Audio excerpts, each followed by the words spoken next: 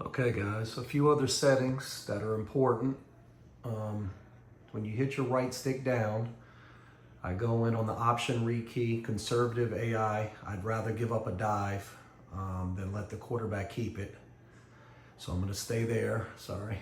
Option key, pitch key, when they pitch it, I'm gonna go after the running back.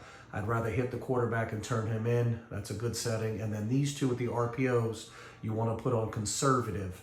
That way your corners play more pass than run up and try to stop the running back and get burnt. This is important. I don't know if wear and tear is working in this game, but before the game starts, I don't even know if this will stick because I haven't played through the season, but you need to go into this setting and the substitutions and put custom.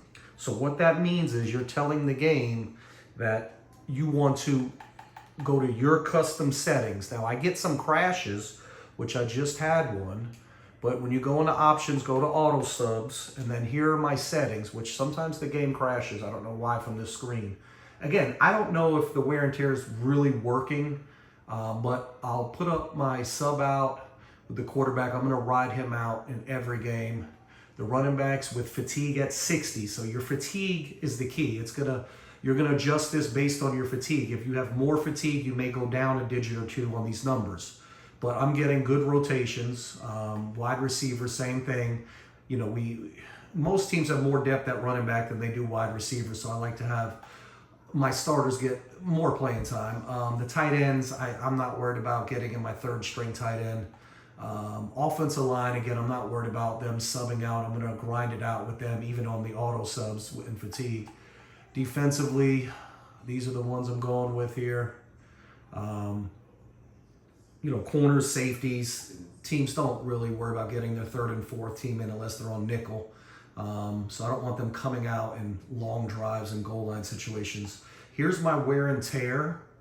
Hopefully you guys can see it.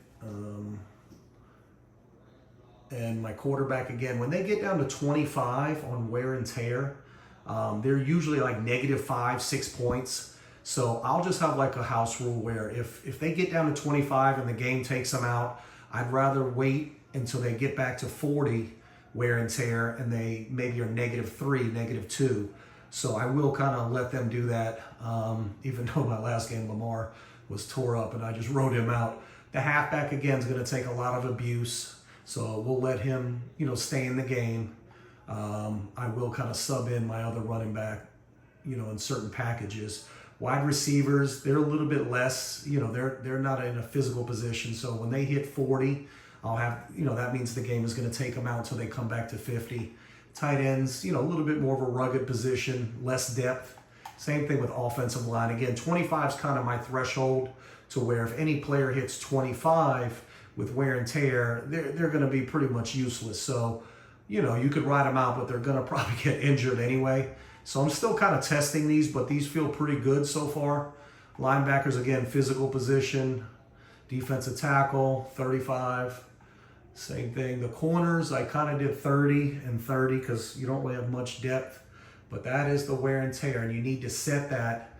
Unfortunately, you might have to do that every game because you go into auto subs. Really, this should be on the main menu. I think they're good. When the patch comes, it will be. But those are all the rest of the settings you're going to need.